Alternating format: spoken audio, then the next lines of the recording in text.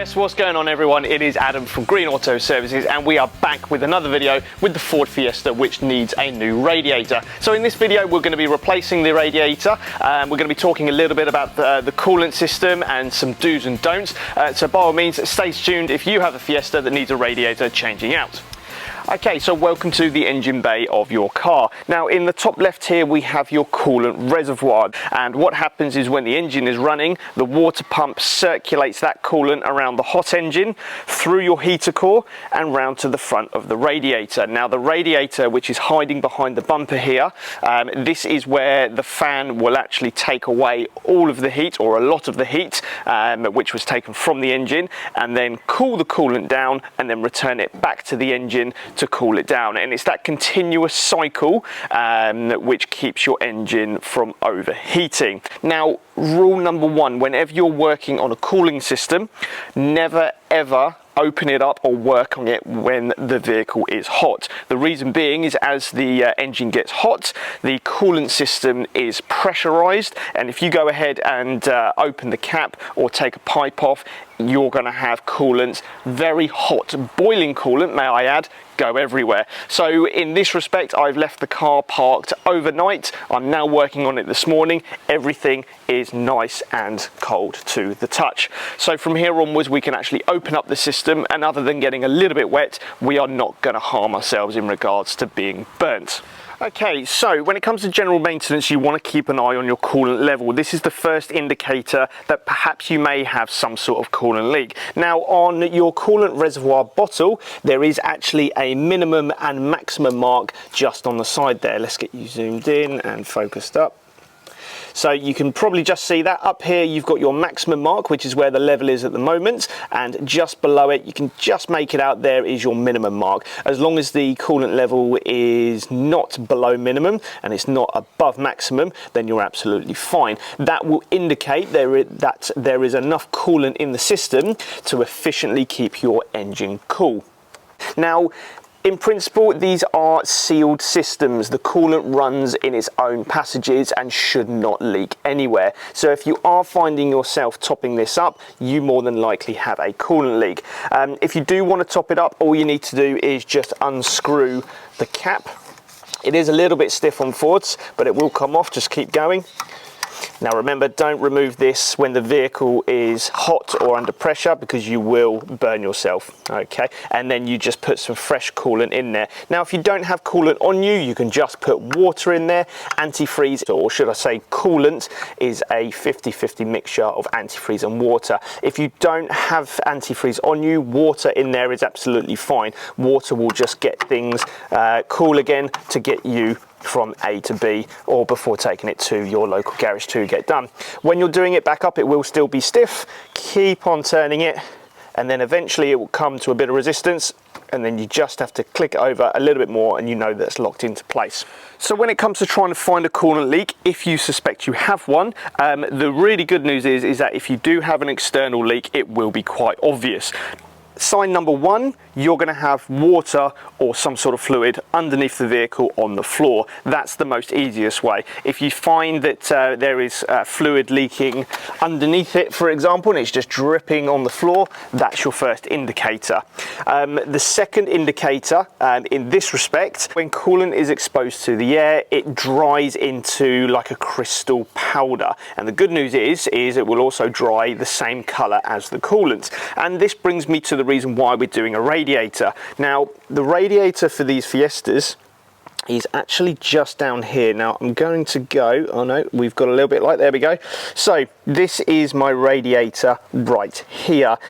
So that is the seal for the radiator, and as you can see I've actually got red coolant which has dried. So what has happened is that the seal of the radiator, eventually under pressure, has started to go, and coolant is actually slowly seeping out. Now this has been going on for a while now, so it looks worse than it is because I haven't actually been topping up the coolant reservoir. So the top of that radiator, about 2/3 of it has been leaking, which is why I am topping up the coolant on a regular basis. Okay, so there is just some general information regarding the cooling system. So just to summarise, the coolant reservoir is in the top left part of your engine bay as you're looking at it.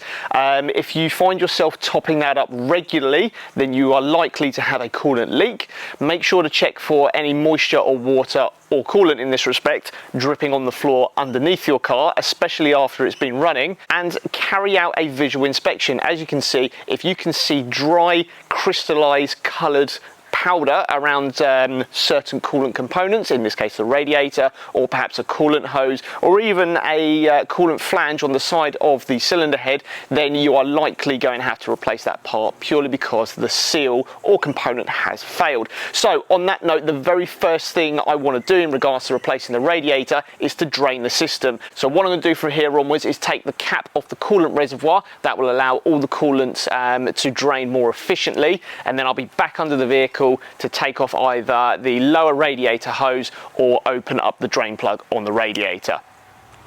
Okay, so here we are underneath the vehicle. Now all I've done is just jacked up the vehicle on both sides, popped them on axle stands. I've also left the jack under there just for a little bit of extra safety. So being under the vehicle, this is the bottom of the radiator here.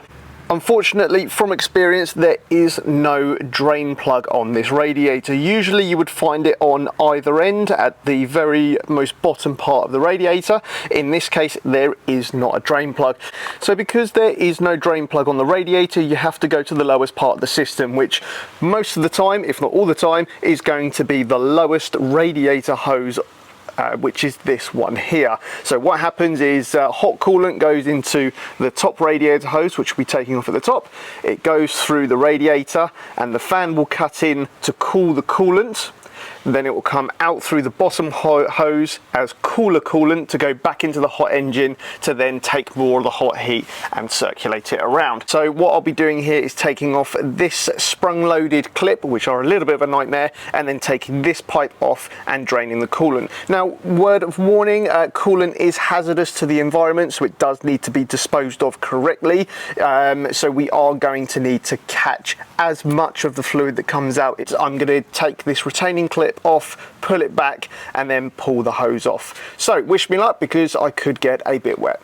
Okay, so to do this, you are just going to need a decent pair of grips. Now with these clips, they are designed to just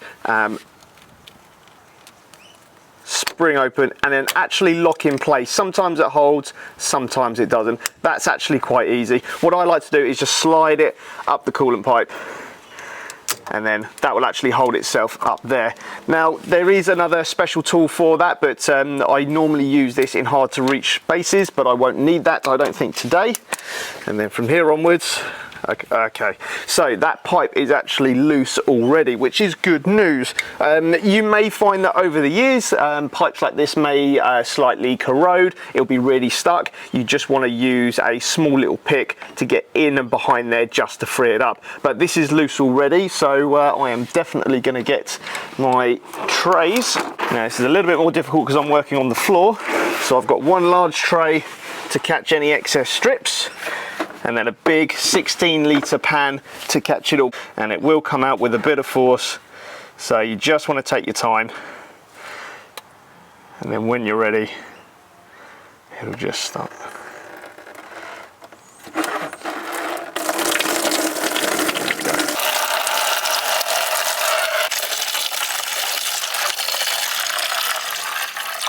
There we are. So that is the bottom hose off, and that is the majority of the coolant out. Now because I have the car jacked up and it's tilt backwards, there's probably still going to be a lot of coolant in the engine that's still waiting to come out, but that's not a bad thing. So we're just going to leave that off, leave that to drain, and what we'll do now is we'll go up to the top of the engine bay and start taking things apart. Okay, so here we are in the engine bay. Now the coolant is drained, or mostly drained. As you can see, the reservoir is now empty. we now need to go ahead and start taking some components off. We need to take off this top radiator hose.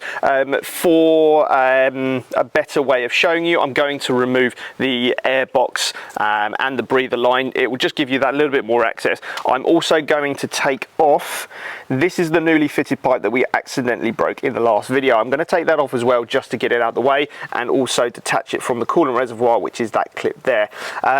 Once I've got the top radiator hose off, we can then start taking off the cooling fan, because the cooling fan will need to come off, which will go down out the bottom of the vehicle, which will then give us ultimate access to the radiator to take that out. So I'm going to do that now, and then we'll come back and see where to go.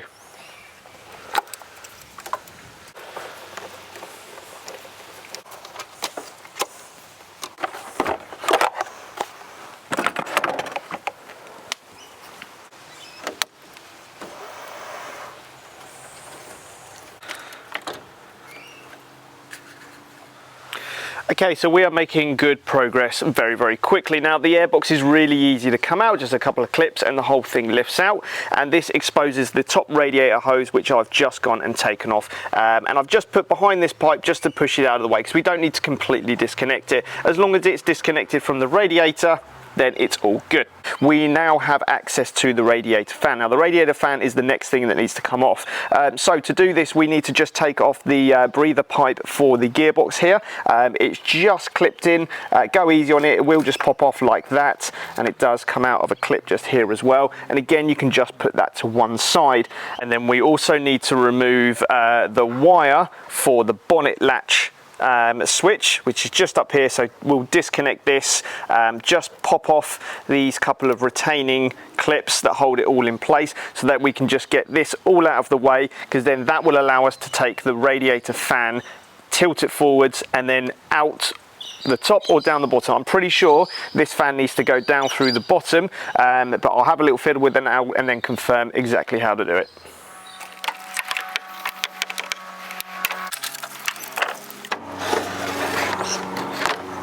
Okay, and there we are. As you just saw, that is the cooling fan straight out. Now, it's super, super easy. The tops of the radiator just clips under these clips here. So what you do is you just lift the tab up towards you, and then the radiator should fall forward. And you do that on both sides, one there and one there as well. And then, as you can see, it tips forward, and then it's got a couple of locating feet which go into that tab there and that tab there, and it's designed to tip forward and then just come straight out the top, just like that. So now that we've got the cooling fan out of the way, we now have access to the actual radiator. Apologies for the angle. So this is your radiator here. Now, it is held in place by a couple of clips under here and under here, so we need to now take this off and then access the clips to again allow the radiator to fall forward and up or down. Okay, so to gain access to the radiator locating tabs, they are underneath these clips here. Now, they are super easy. They just pull out to the back once you release this clip at the front. So let me show you again. So that's in there. That's how you're going to find it. If you reach down the back of it and locate the tab, you just want to push it down towards the floor and then push back. Okay, and then that releases it completely. And what happens is that just secures and releases the top of the radiator tab in there. Lift out the foam pad that helps hold it all in place, pop it to the top, and then that will actually allow your radiator to tip forward.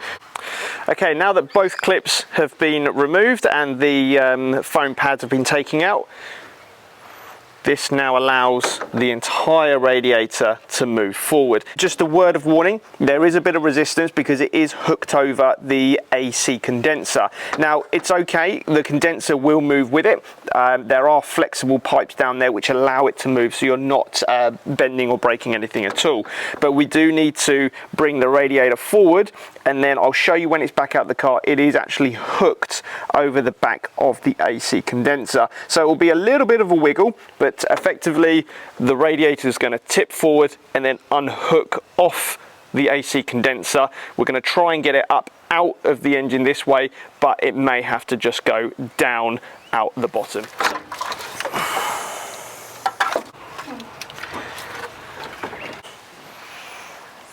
Okay, so very quickly, here we are back underneath the vehicle. Now, the reason why I've brought you down here is to actually show you that to be able to release the radiator from the top, this one has clips on the bottom, also attaching the radiator to the AC condenser. So the bottom of the radiator is going to be hooked over one clip here and also another clip just over here.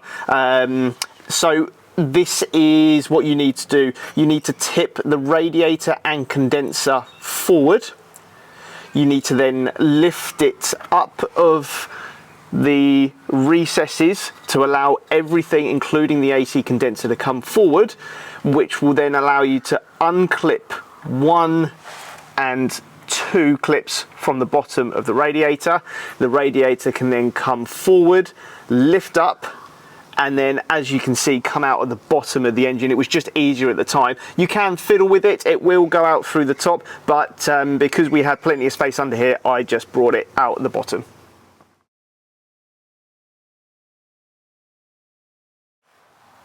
Okay, and here we are. Here is the old radiator out of the vehicle. So let me just show you a couple of things that you are going to need to transfer over. As you can see, here is the new radiator, which I've got unboxed, ready to go. Again, there are things you do have to swap over, so please be aware. Thoroughly check that you are making the new one look identical to the old one. And in that respect, I mean, there are a couple of fabric washers that need to be swapped over, so you have to take that off and then put it on the new one over here, just like that.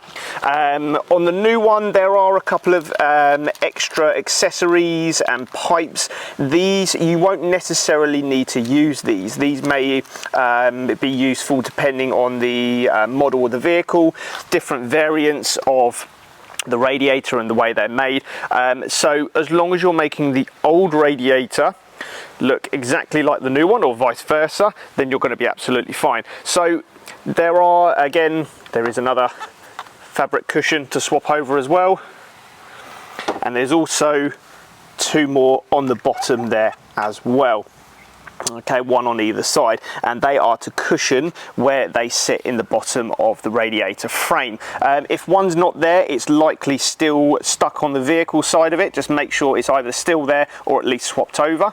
And the more important thing is just to compare the two radiators. Make sure that the top hose outlet is in the same position and same orientation. You've also got the overflow pipe which goes back to the coolant reservoir. That's there on both sides, and obviously the clips are the same, which locate it all in place. On the back of this one, here are the tabs that locate in the bottom of the AC. These are what you need to push down and release before you can actually remove the radiator completely. And this is probably what you don't see. This is what goes on behind the radiator fan. There is a build-up of dirt and debris over time, which, if got too bad, will reduce the efficiency of the cooling. More likely is to start corroding the small fins. It will make a hole and start leaking. As you can see, this is a much better look of where the radiator was actually leaking, and this is where the metal seal meets the plastic housing. And this just happens over time. It's nothing that you've done at all, it just is what it is. The plastic will go brittle, the seal will go brittle, and eventually under pressure it will just start to leak. Now on top there is also some cushioning. I don't actually know if it's soundproofing or just cushioning. Either way, this is completely destroyed. If you can swap it over, then by all means please do. I'm sure it's there for a reason. Anyone, please feel free to drop me in the comments to explain exactly what that's there for. There have been occasions where I don't have these. The new one certainly doesn't come with it, and even when I try to swap it over, it just falls apart like that. So yeah, you're going to be fighting a losing battle, to be fair. So in that case, don't worry about transferring over, it will still be fine. Okay, so I've now swapped everything over and the new radiator is good to go. So from here onwards, I'm now going to fit everything in reverse order, and once that's all done, we're then going to move on to the next step of filling up the coolant system.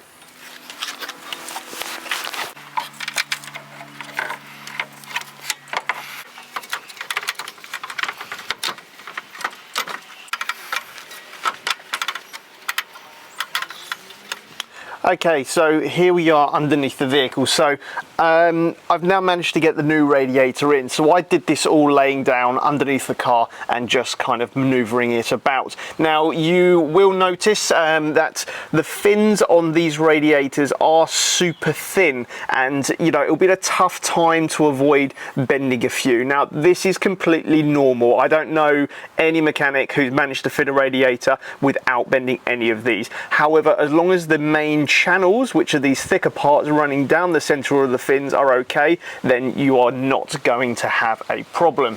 So everything is now located in the radiator frame, or the plastic cowling frame, on both sides, and the radiator is also hooked on top of the AC condenser. Whilst I'm here, I'm going to go ahead and put the bottom hose back on.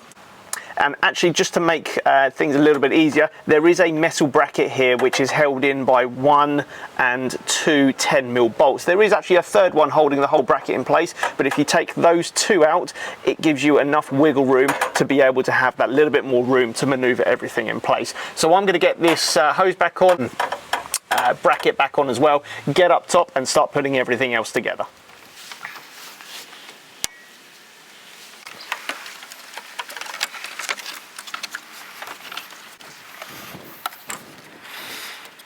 So just touching base on this coolant pipe that actually broke in the last video. This is the new one that was readily available. It comes as one whole piece, and it runs from the top of the radiator that we've just replaced to the bottom of the coolant reservoir. Now when you order a new piece like this, it's going to come with the new connections all ready to go. It will even come with a new seal on either end. Okay, so if you're ever removing this and it's not broken, just be sure to be really careful and kind of pinch the ears open and then wiggle it side to side. You can even put a bit of WD-40 or silicone spray in there just to help ease it out. Any other questions or queries, please don't hesitate to ask, but by all means, it turns out this is readily available. This came directly from Ford, so don't panic if you do accidentally break them, because they break all the time, hence why they're in stock.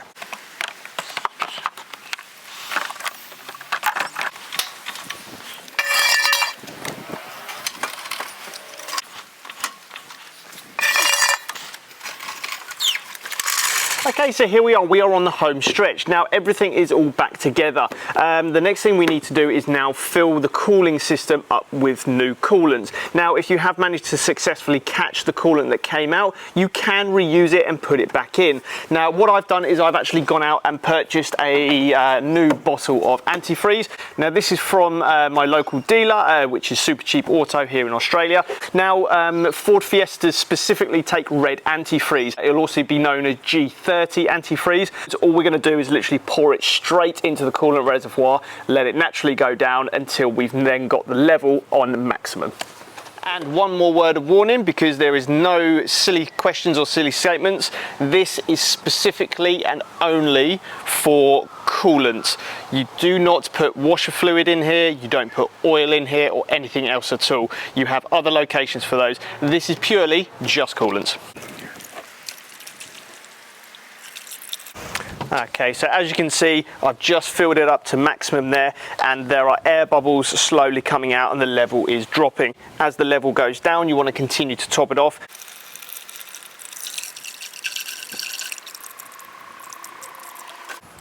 Okay, there we are, and as you can see, the level is now steady on maximum. So for the time being, without the engine running, that's more than likely not going to go down anymore. So we're done filling it initially. We are going to leave the funnel in there and the cap off. So what we're going to do now is go inside the car, get the car started, and tell you exactly what you need to do and look out for when you're just getting everything circulated around the system. Okay, so here we are back in the vehicle. Now that we've filled the cooling system with fresh coolant, we now need to get the engine running to circulate the coolant all around the system and get any air out that might be in there. So what we need to do, first of all, when we start the vehicle, we want to ensure that the air conditioning is turned off. Now the air conditioning will use the radiator fan to cool the air and give you AC, but we don't want the radiator fan running. So we want the AC turned off. We next want to turn the heating up to maximum and put the fan speed on 1. Now the reason for this is that when you have hot air coming through the vents, it's to confirm that you have hot coolant running through your heater matrix and that there's no restrictions, no airlocks, and that everything is working as it should. So in the Fiesta, as you can see, I've already turned the heating to maximum. I've put the blower fan on 1. That's just so I can feel it coming through. When I turn the car on, the AC is going to want to come on. I'm going to make sure that that is turned off so that the radiator fan doesn't come on. So this is all to bleed any air out of the system. It is also to allow the engine to get up to operating temperature. So our first step, we're going to start the engine, heater on, AC off, internal blower on 1. Now, word of warning, when you start this up, it is likely that your coolant level is going to drop. Okay, and straight away, it wants my AC on, but we're going to turn that off. So let's go to the engine and see what the coolant's doing. As you can see, the level is still on maximum. So for the initial 5 or 10 minutes, we just want to let the engine run. We want to leave the cap off, so that we can just keep an eye on that coolant level and top it up as and when. Okay, so as you can see, we've got the engine running. It is just ticking over for the time being, but the coolant level is not dropping below maximum. Now that's a really good sign. I'm feeling the vents and I've got hot air coming through already, so that's telling me that the coolant is circulating perfectly through the heater core and there's potentially no airlocks there, which is probably why our coolant level is settled very nicely on maximum. What I've also done, I've hooked up my scan tool to look at the engine coolant temperature. So let's have a look at that now. So here is the live data from the ECU or the PCM. Now this is your engine coolant temperature. Since I've started the car, it's been slowly jumping up and is currently at 60. So yeah, that's my live reading at 60 there. Just make sure that you don't get any overheating messages, overheating symbols come on. If that happens to you and it comes up there, just turn the engine off straight away, let the whole car cool down and then come back to it a little later and then repeat the process. It may just naturally have to bleed out some air bubbles. So just to keep you posted, as you can see here, I'm just sat in the car in neutral with the RPM up to 2,500. So that's just allowing the engine to warm up a lot quicker. And then looking at the scan tool, we are currently up to 72 degrees, and as you can see, it is increasing. It is a good idea to keep going out of the vehicle and just checking the coolant reservoir, just to make sure that coolant hasn't disappeared or you don't have any leaks at all. When we've got to this point, you can just come off the RPM, let it idle, and then go and check the coolant reservoir. And as you can see, we are still on maximum, so that's all a good sign. Okay, there we go, and I've literally just stepped out the car at 105 degrees Celsius. The radiator fan has cut in to cool the hot coolant before it returns back to the engine. And there we are.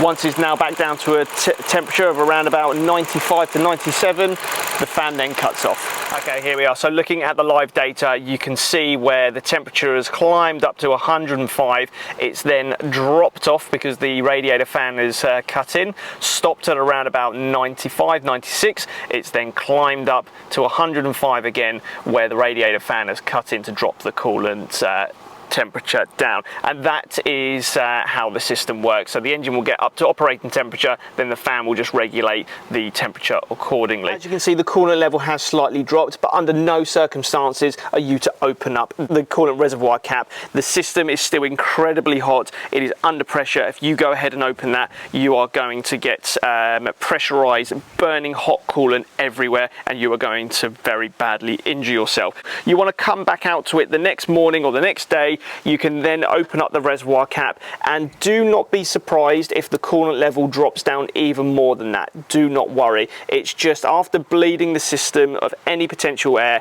the coolant is now settling, and when the system is cold, you can then top that up back to the maximum mark, put the cap back on, and that is all you need to do. And then from there onwards, you can just monitor the coolant level, and if it doesn't move from maximum, you know you've done a good job.